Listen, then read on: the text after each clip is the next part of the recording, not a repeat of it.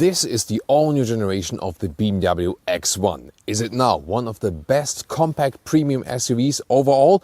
Let's find out here with Thomas and Autogefuehl in 4K, full screen and full length. Let's go! The new styling in the front here with really large double kidney look. Wow, really impressive already here for their small SUV. And also here these contrasting vertical fins.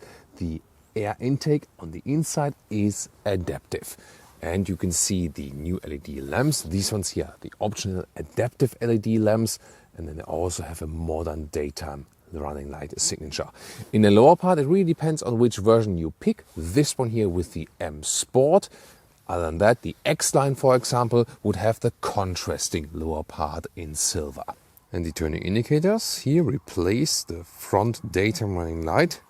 Looks really fancy, doesn't it? The length at 4 meters 50 or 177 inches, so around about 5 centimeters or 2 inches longer than the previous generation. And wheels from 17 to 20 inch. These here are 18 inch, but with winter tires, so they look a little bit more balloonish. You can get a more like a cooler or more aggressive look with summer tires and also bigger wheels, but then you might also lose some comfort if you go too big. Talking about the comfort, as for suspension, next to the base suspension you can also get an adaptive M suspension, which we have here today, and that is then 15 millimeters lower or 0.6 inches lower. However, you can also adapt the comfort depending on the driving mode. Frames around the windows, it always depends on which version you pick and if you go for a shadow line or not and so on. You really have to go deep into the configurator because there are different possibilities, and here also with the high gloss then in the lower part. Overall a very likable design, not too aggressive. Also painted wheel arches here in the vehicle color in the M Sport. However, you can also get it in a more contrasting look with the X-Line. In the rear with a more modern tail lamp design here, and the M Sport has these dark inserts right here. The color, by the way, is Storm Bay Metallic, a very interesting one. It really changes the nuances of the color depending on the light. Also in this M Sport we have here these diffuser style lower endings, really cool, and there are no fake exhaust tips whatsoever, so a great clean design choice. No work for the Autogefuehl fake exhaust police for today at least. Then in this new generation it also comes with wider track, so that gives a better stance on the road. It also promises better driving feeling. We'll see more about that later. And turning indicators in the rear, well, they don't look that spectacular, do they? The car key is extremely light indeed. As here also in the M Sport, the beautiful colors. Then flush door handles here, they always stay like this and they fold up like this. And I mean, the feedback is not too bad. Then door closing sound is actually quite good.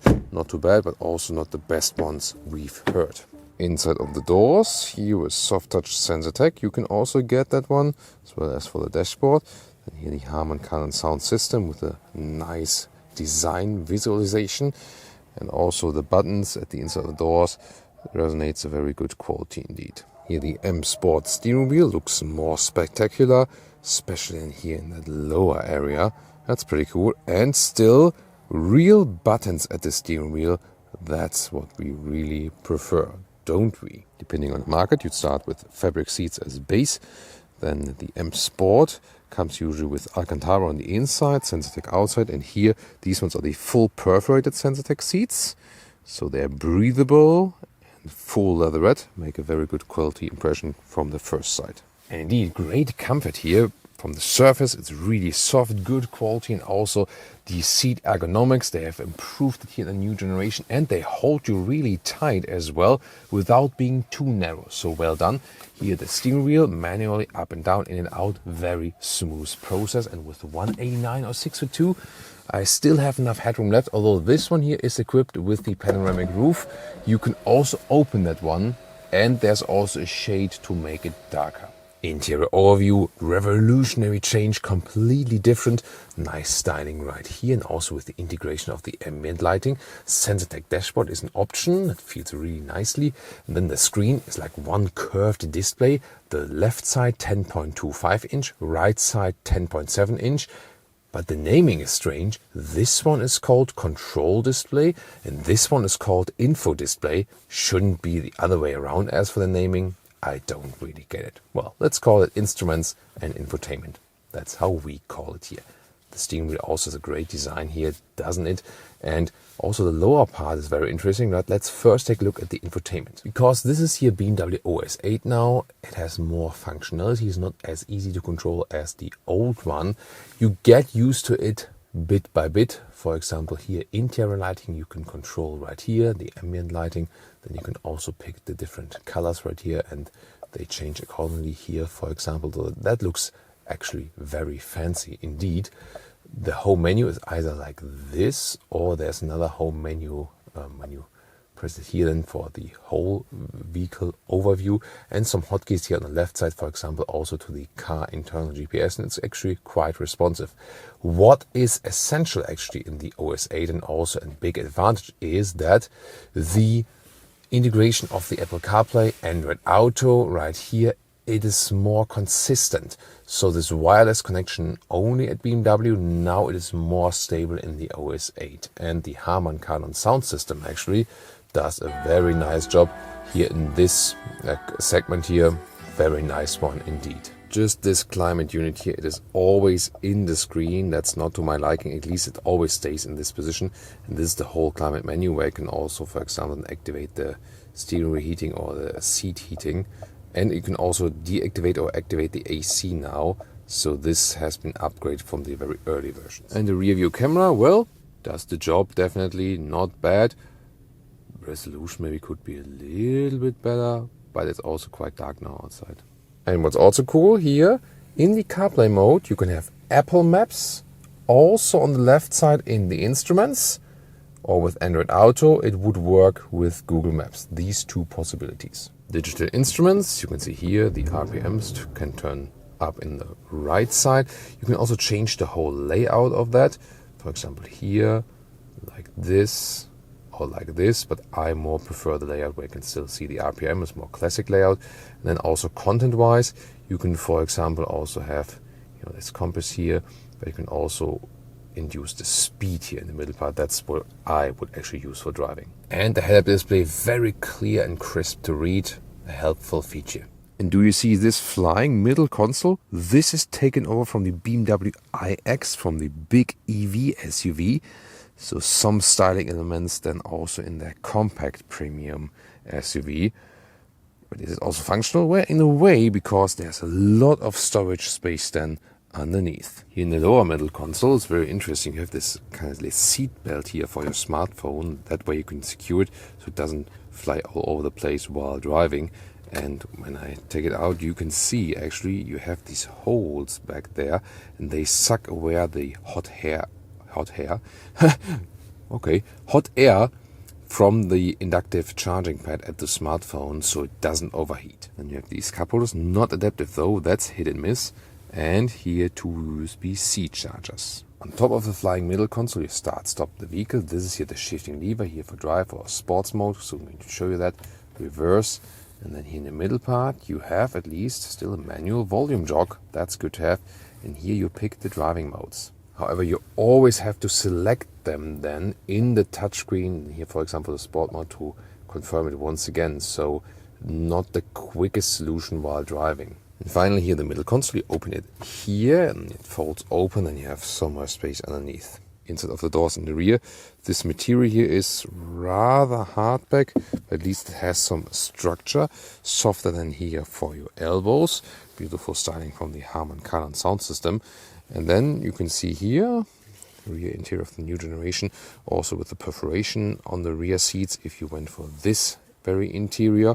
And it's kind of hard back here at the recess, at the back part of the seats. Let's see how that one turns out as for the legroom. Rear seating position, well, as the seat is I would be driving here, tall person and 189 or 6'2" in the back. There is some headroom left, although this is equipped with the panoramic roof, which gives a great view indeed. Wow, and it's so wide here in the rear. It's great for the rear passengers. When you put your knees on the outside, you do hit the seat. On the inside, this recess here helps. So not plenty of space, but in this segment, it's actually kind of average. But the comfort here also on the on the Perforated Sensatec here in the back is really good. So good seating ergonomics also for the rear passengers. And you can also change that, how you want that angle. You can make it more upright, but you can also put it more in the back. And these combustion engine versions, not available for the PHEV or the EV, for the iX. Here the normal combustion engine version, they can also move the bench forward and back, and that of course can make the trunk longer, or then here for the maximum legroom. The trunk at 540 up to 1,600 liters, 50 liters more than before. However, you lose it again when you go for the EV or the plug-in hybrid version. And then here the length is about 86 centimeters or 34 inches. And the width here is a good meter of 40 inches. And you can see here the cabin trolley fits in a vertical way, no problem. However, with the EV and the plug-in hybrid, it's not such a problem, because here above that you don't lose too much. It's just what you have underneath, and there we have even more space here in the pure petrol version, for example. The split here is 1-1-1, so you can individualize these folding mechanisms, and then you have a total length of about 155 meters or 61 inches. A wide variety of engine choices, that is the current BMW strategy. So here you have 2-liter 4-cylinder diesel, a 1.5 liter 3-cylinder petrol engine, the 2-liter 4-cylinder petrol engine we have here today is 23i. There's also a more powerful 28i version available in the US. Then there's also a plug-in hybrid drivetrain based on the 3-cylinder petrol engine, and an all-EV version, the BMW iX1. This one here, the 23i, has an acceleration figure of around 7 seconds. The 28i for the US would be a little bit faster, around 6 seconds in the acceleration figure. And I can already tell you the fuel economy here is less than 7 liters on 1 kilometer, so it's about 35 mpg US and about 45 mpg UK, and the same consumption figure will also more or less count for the 28i. Welcome to Thomas's Driving Lounge, starting here on the German Autobahn with the BMW X1. And we can pick a My Mode, Sport Mode, then we have to activate it once again, the infotainment system, not the most practical thing to do. And if you also want the better or sportier shifting, then we turn the shifting lever backwards, and we also in the S shifting mode. This is the sportiest setup here for this vehicle, and we start from 45 kilometers an hour and accelerate it out. Let's go.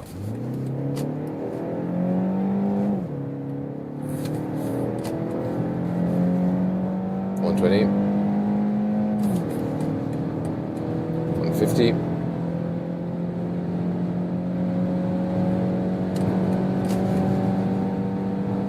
80 kilometers an hour. This is, by the way, the speed limit just when it's wet.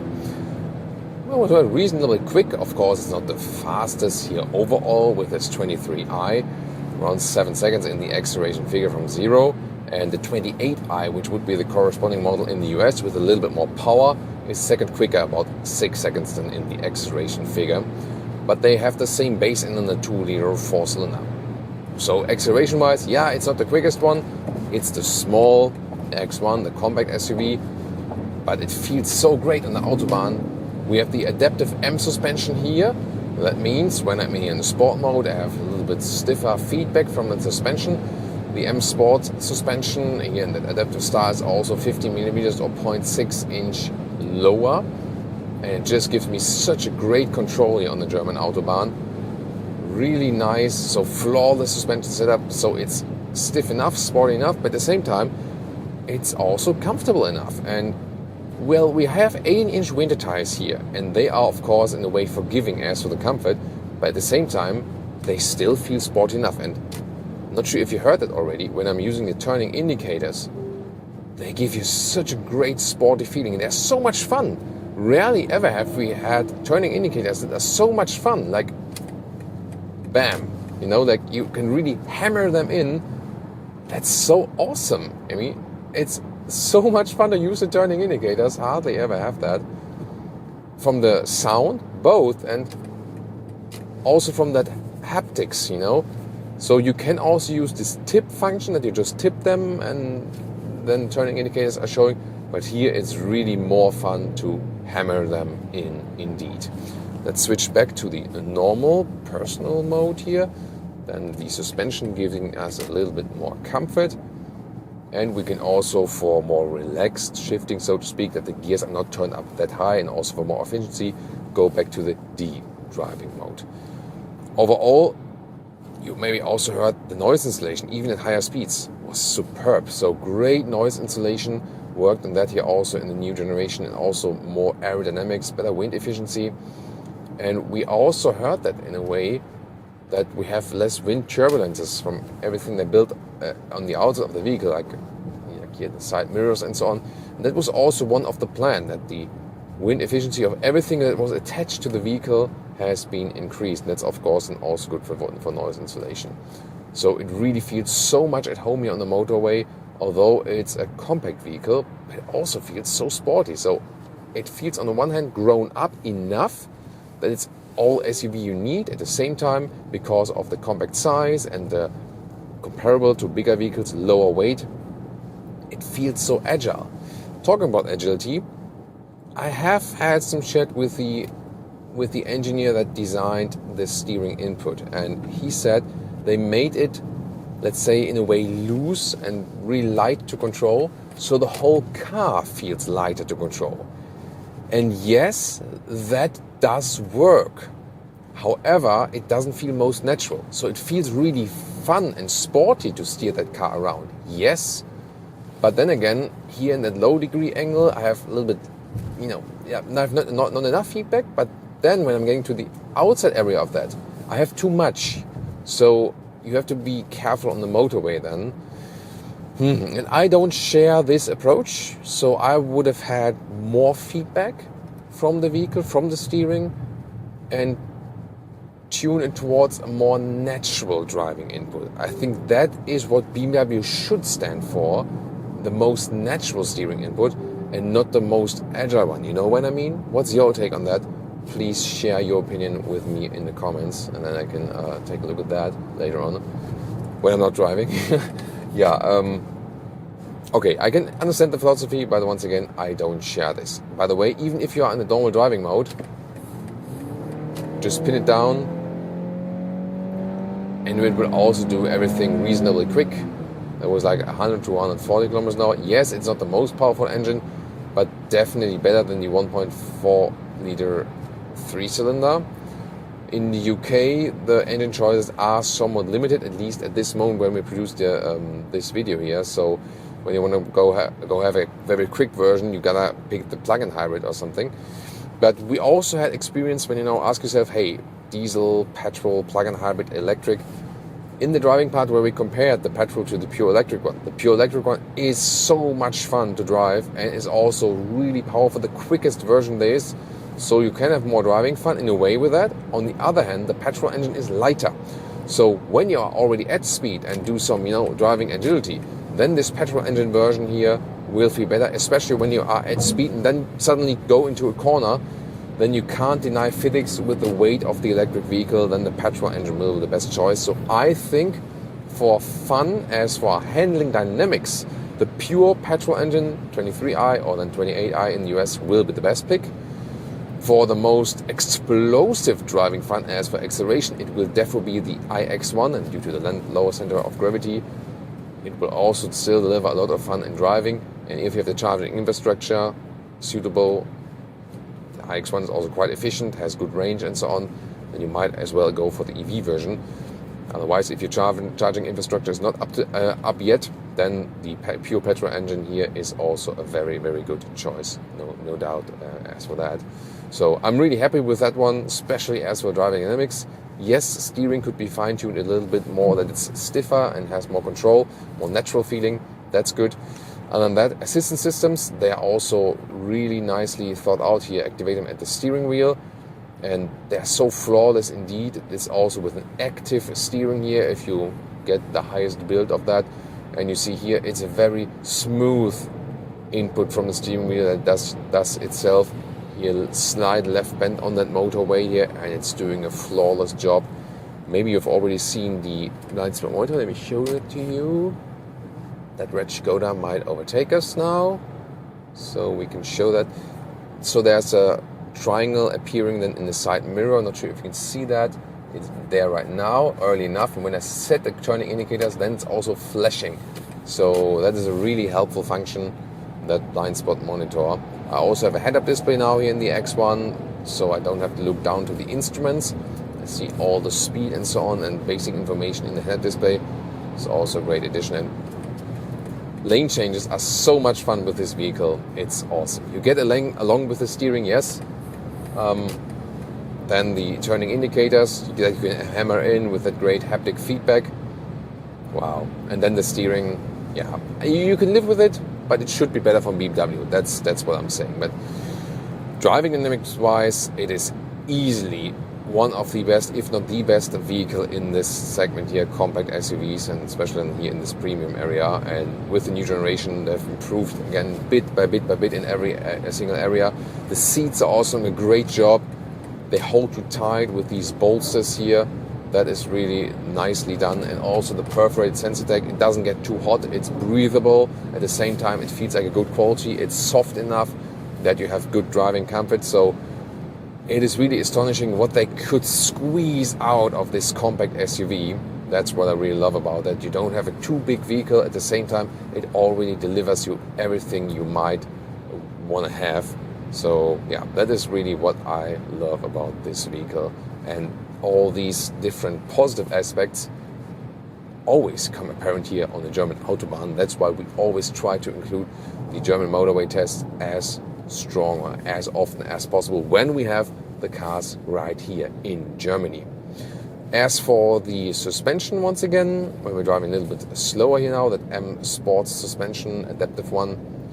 So I always say when you have BMWs to pick, either go base suspension or with the adaptive suspension. Never pick an M Sport suspension if it's the fixed one, because that is, I think, just too stiff then. But the adaptive one does a great job. You can have some stiffer, sportier driving when you want to have it in the sports mode. Other than that, you have more comfort also in the base driving mode. Or you just save the money and stick with base suspensions. That would also be fine, because at some point it also gets really expensive with these vehicles, you know. And the X1 is a great SUV, but then again, for the size, what it offers, wow, that is interesting. Like how it's like the image, the mirror here in this Renault Kangoo. You see the big front grille, and then the light on the outside. It's basically, you know, like mirrored right here. So it's like a wow. That looks cool, interesting, right? Did you know, by the way, maybe some of you guys have seen it, the previous generation BMW 1 Series, that hatch, had a strange curved-in back hatch that basically flipped the mirror image. So always when you were standing behind a previous generation BMW 1 Series, you could see your car and yourself upside down when you were looking, you know, like a situation like this. Yeah. Curious fact, right? But definitely fun fact, isn't it? So here now also in the city, very silent. You feel very well insulated from the outside world. The petrol engine here, this 4-cylinder, is still giving a nice sound. It is also enhanced here with the sound actuator when you are in the sport mode especially. So, but I can actually live with that. The thing is, we can argue about that, yes, but at the same time, we feel it's good that the cars are insulated very well. At the same time, then also the engine is insulated, which is one good thing, but then again, we don't hear so much sound. So this enhancement then by the speakers is also somewhat okay, as long as it doesn't sound like totally ridiculous or something. By the way, if you hear this chime here from time to time, it's always when there's like 50 kilometers an hour speed limit here, and as soon as I drive 51 or something, was it at 52? Let's see. Or at 53? 54?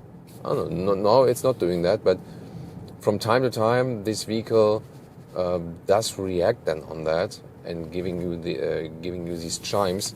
So yeah, you can also turn it off, but for some situations it might also be useful to have that. So this is the good thing here about the BMW X1. It feels very nicely planted on the motorway on the German Autobahn. At the same time, it also feels at home in the city, and you don't feel it's too big or so on. Also, when you're getting in some narrow situations, when you park, now it was this time at 53. So that is like this perfect balance, and also one of the reasons why this is still one of the BMW best sellers. So overall they each year produce and sell like between 200,000 and 300,000 pieces. And this is the reason, you know, it is a vehicle here that can actually do almost everything, feels at home in almost every situation. And that's why also this generation, still really like it. If you want to see more of the BMW iX1, the EV version, we have it here in our review of the X1 versus iX1, or one of the competitors is of course also the Mercedes GLA.